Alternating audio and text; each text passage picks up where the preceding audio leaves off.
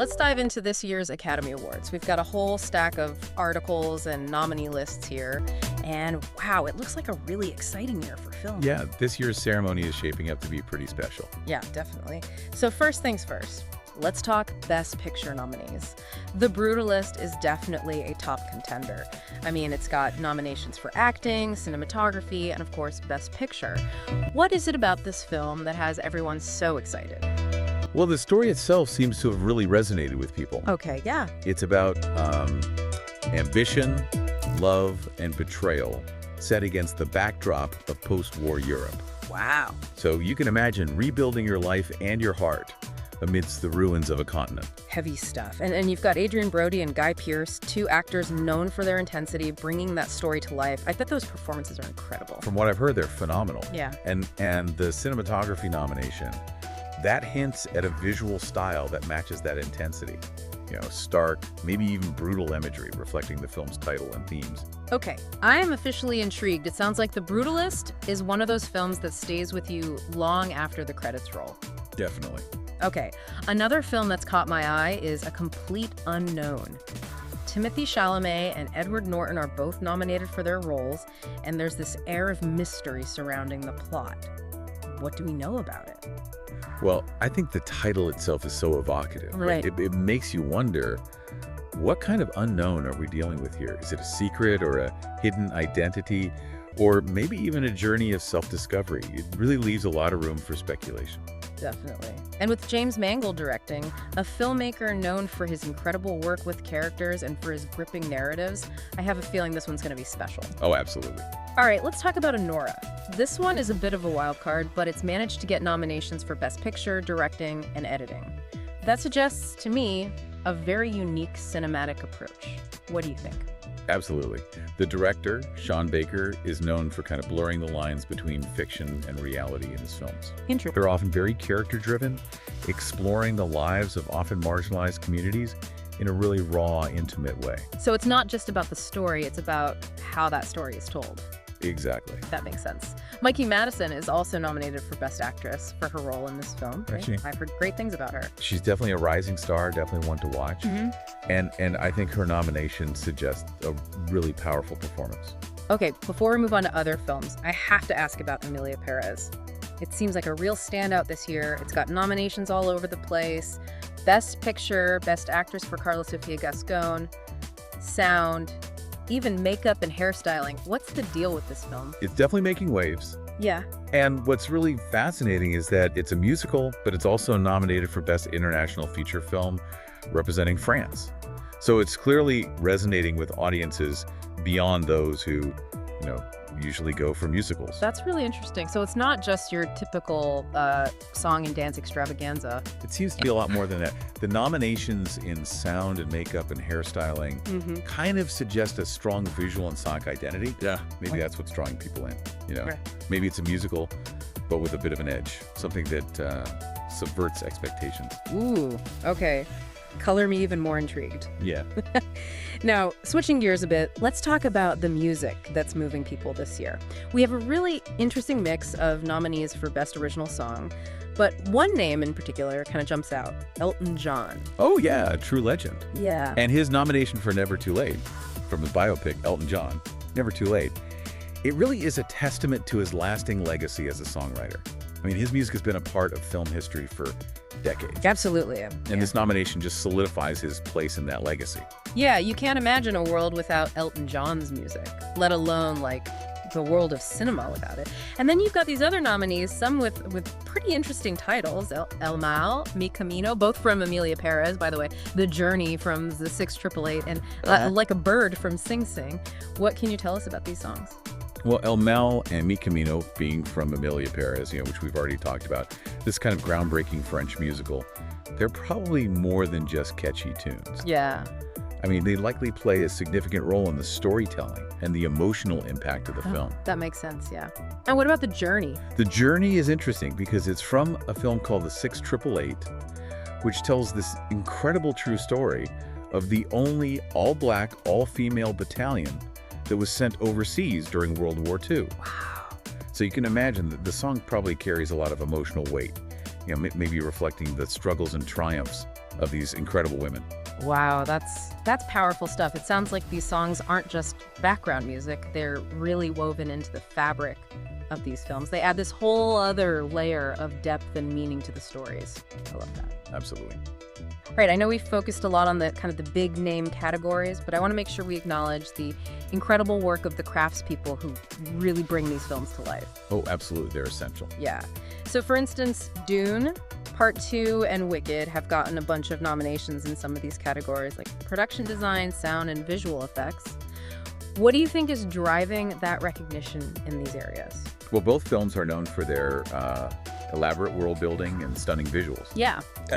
Part 2 is a sci-fi epic, right, that takes place on this vast desert planet. Yeah. And it's got its own unique ecosystem and culture. So creating that world on screen requires an incredible amount of attention to detail. I mean, everything from the sets and costumes to the, the special effects. And Wicked, of course, being adapted from a Broadway musical, has a lot of visual expectations to live up to. Oh, for sure. The audience already has this very specific picture of the magical world of Oz in their minds. So the film really needs to deliver on that visual spectacle. Exactly. And it's not just about creating something visually stunning. It's about creating a world that feels believable, that draws the audience in and makes them feel like they're actually a part of the story. And sound design plays a huge role in that as well. Oh, absolutely. A well-crafted soundscape can really make or break a film. I mean, think about it. Emilia Perez being nominated for sound suggests that they're using sound in a very deliberate and creative way, maybe to, heighten the emotional impact of the music, or to create a very specific atmosphere that just perfectly complements the storytelling. It's really all about creating this full sensory experience that really elevates the narrative and enhances that emotional impact. Yeah, it's amazing how all these different elements come together to create, a truly captivating film. Absolutely. Okay, let's move on to the performances. We've got a mix of familiar faces and some rising stars competing for these awards this year. Adrien Brody is nominated for Best Actor for The Brutalist. This marks his return to the Oscars race after his win for The Pianist back in 2003. Oh, wow. Yeah. It's always exciting to see an actor kind of revisit the Oscar stage. Yeah. Especially someone like Brody, who's, known for his intensity and his ability to really embody these complex characters. Absolutely. And then there's Timothée Chalamet, nominated for A Complete Unknown. He's quickly become this heartthrob and serious dramatic force. I'm really curious to see what he brings to this role. Oh, me too. He's definitely an actor who chooses his roles very carefully. And he's proven time and time again that he's capable of delivering these really powerful and nuanced performances. I think this nomination is very well deserved. I agree. All right, let's talk about the ladies. Cynthia Erivo is nominated for Best Actress for her portrayal of Elphaba in Wicked. I, for one, am not surprised at all. She is a powerhouse performer with incredible vocal and dramatic range. Her performance in Harriet a few years ago was phenomenal, so I have no doubt that she's brought that same level of intensity and nuance to Elphaba. Oh, for sure. And then you have Carla Sofia Gascon, nominated for Emilia Perez, a performance that's generating a lot of buzz. I'm so intrigued to see what all the fuss is about. She's an actress who's definitely making waves. Yeah. And her nomination in a musical that's also nominated for Best International Feature Film, that's pretty unique, For sure. It really suggests that her performance goes beyond cultural boundaries, that it speaks to some kind of universal human experience. That's really cool. Now, we can't talk about acting categories without mentioning the supporting roles. I mean, this is often where we see some real scene stealers. Oh, absolutely. And this year is no exception. No, not at all. We've got Kieran Culkin nominated for Real Pain, and Guy Pearce nominated for The Brutalist for Best Supporting Actor.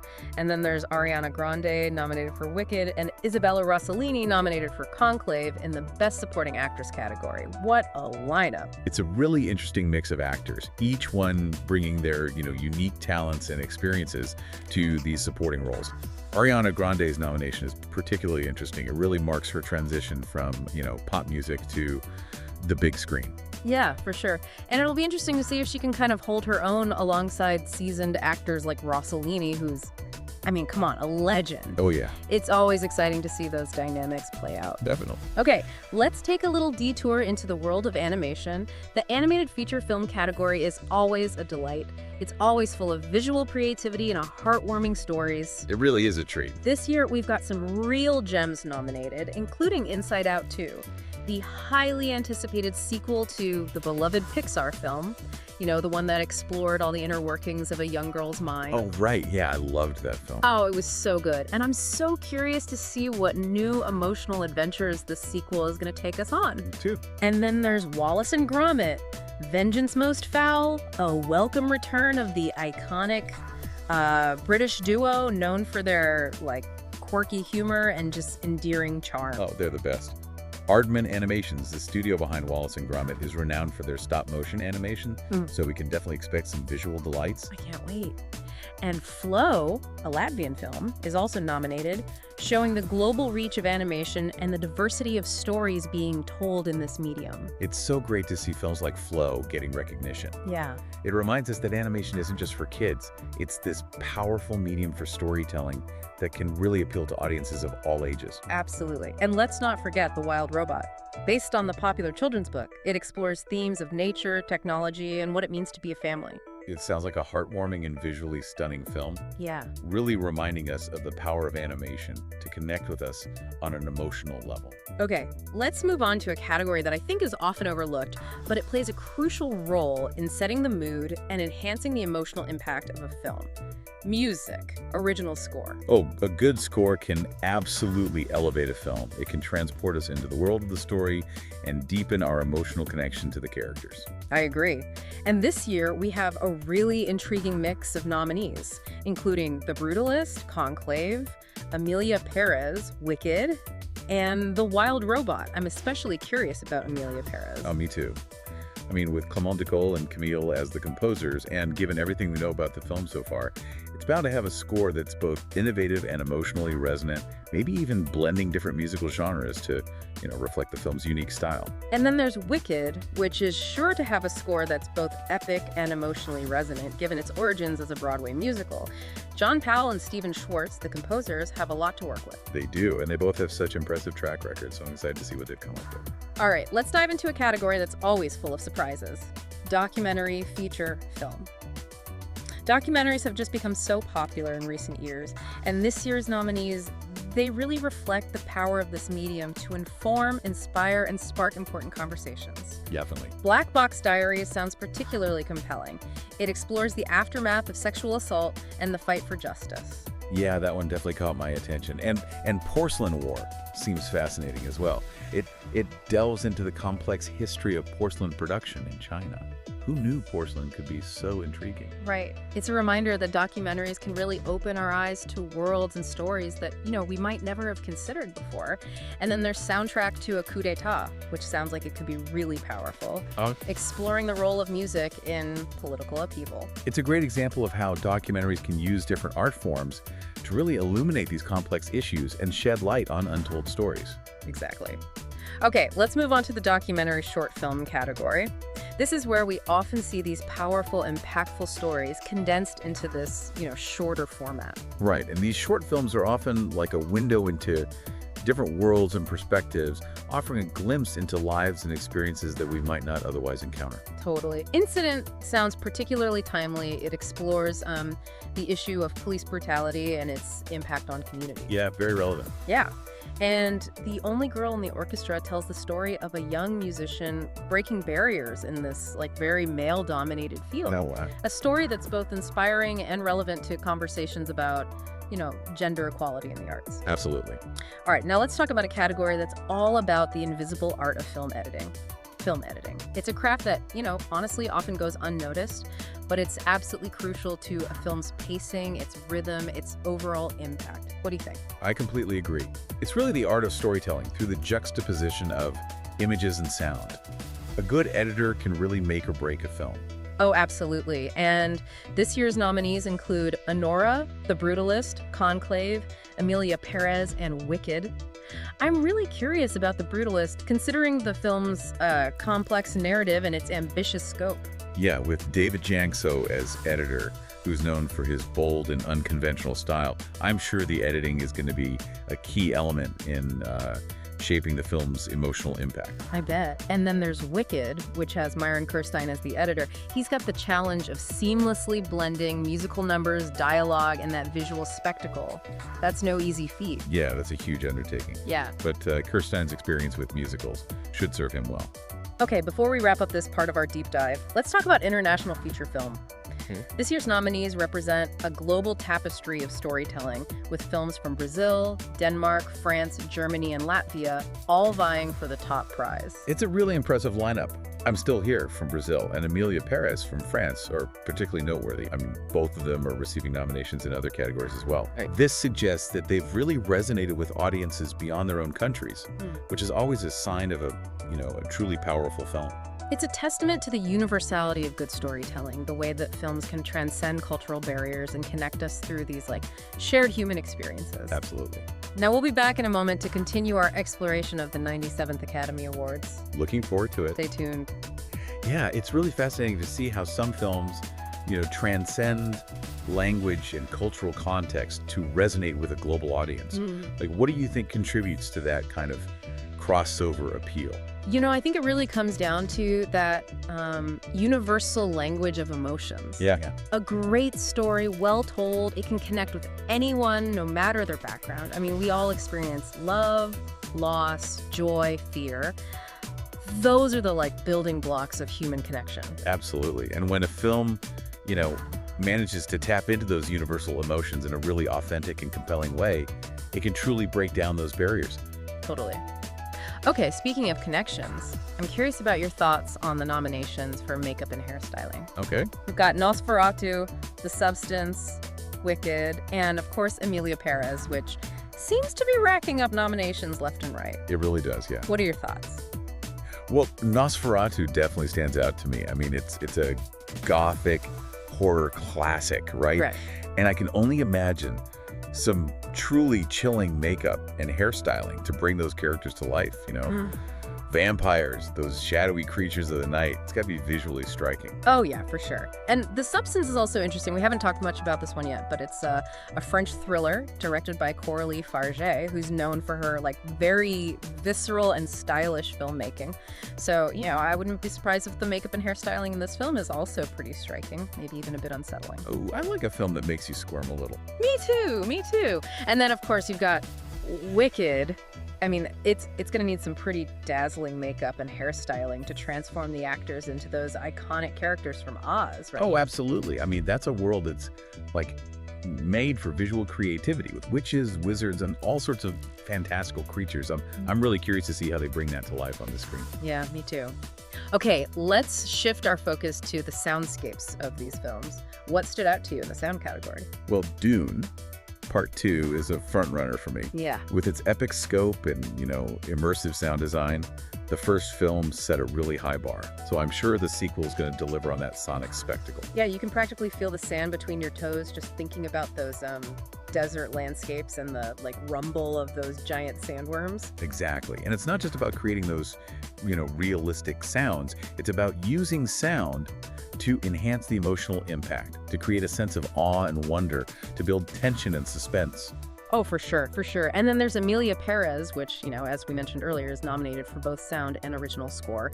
And that really makes me think that they're using sound in this very deliberate and creative way to maybe blur the lines between the music and the dialogue and create this really unique soundscape that becomes a part of the storytelling. Yeah, it's a testament to how sound can be just as powerful as visuals in creating a truly immersive and memorable cinematic experience. Absolutely. Okay, let's talk about the visual wizards behind the scenes, the people who make the impossible possible. What are some of the films that you're most excited about in the visual effects category? Well, Dune Part 2, again, is a no-brainer. Yeah. The first film really raised the bar for visual effects in sci-fi cinema. Yeah. And I'm sure the sequel's going to push those boundaries even further. Oh, yeah. We're talking giant sandworms, spaceships, these vast desert landscapes. It's like a visual effects playground. Absolutely. And then there's Kingdom of the Planet of the Apes. I mean, the motion capture technology they used to create those talking apes is just incredibly sophisticated. And I'm always blown away by how realistic and expressive they look. I know. You completely forget that you're watching like CGI characters. They feel real, they emote, they draw you into their world. It's incredible. Yeah, it's amazing. And of course, you've got Wicked, which, will definitely have some dazzling visual effects. Oh, for sure. Flying monkeys, witches, casting spells, those Emerald City landscapes. It's going to be a visual feast. All right, let's shift gears and talk about the writers, the people who craft the stories that bring these films to life. What are some of the standouts in the adapted screenplay and original screenplay categories? Well, in the adapted screenplay category, I'm really interested in Nickel Boys. Okay. It's based on Colson Whitehead's Pulitzer Prize-winning novel, which tells this really powerful and harrowing story about a reform school in Jim Crow-era Florida. Oh, yeah. That book was amazing. It, stayed with me long after I finished it. The way it kind of weaves together historical events and personal stories is so moving. Absolutely. And I think the screenwriters, Ramel Ross and Jocelyn Barnes, they've got a real challenge ahead of them in adapting that story for the screen. Yeah. They'll need to capture the essence of the book while also creating this cinematic experience that resonates with audiences. Yeah, it's a tough balance to strike. Now, in the original screenplay category, The Brutalist and A Real Pain both caught my eye. Okay, yeah. The Brutalist seems like it could be really thought-provoking with its exploration of ambition, love, and betrayal in post-war Europe. Yeah, and with Brady Corbett and Mona Fastfold as co-writers who both have this knack for creating these complex and layered narratives, I'm sure the screenplay is as intriguing as the film's premise. I bet, yeah. And then you have A Real Pain, written by Jesse Eisenberg, who's, known for his sharp wit and his ability to create these, relatable but slightly off-kilter characters. Oh, yeah, he's definitely a writer to watch. Yeah. And the title of the film, A Real Pain, makes me wonder if we're in for a dark comedy, or a social satire or something in between. Ooh, intriguing. Okay, before we move on, let's revisit that question we posed to our listeners earlier. What makes a film truly award-worthy? What are those qualities that elevate a film above the rest? I think it's a combination of factors, right? A compelling story, well told, performances that draw you in and make you feel something, technical brilliance that enhances the storytelling, and maybe most importantly, a film that stays with you long after the credits have rolled.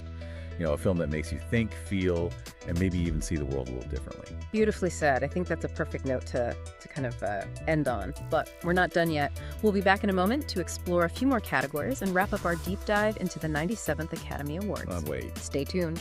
All right, we're back, ready to finish up our Academy Awards deep dive. Let's do it. Okay, so we've covered a lot of ground, but I want to make sure we touch on some of those categories that showcase the unsung heroes, the people behind the scenes, the ones who don't always get the spotlight, but who are so essential. Absolutely, yeah. Their contributions are, they're what make these films possible. Totally. So production design, for example, it's all about creating those immersive worlds, right? The ones that transport us. Yes. And this year's nominees, they're really something. They are. Dune Part 2, for instance, with Patrice Bermette, who also designed the first film. I mean, come on, we can expect a visual feast. Those desert landscapes, the sets, the futuristic tech. Oh, for sure. It's going to be incredible to see what he does with the sequel. I know, right?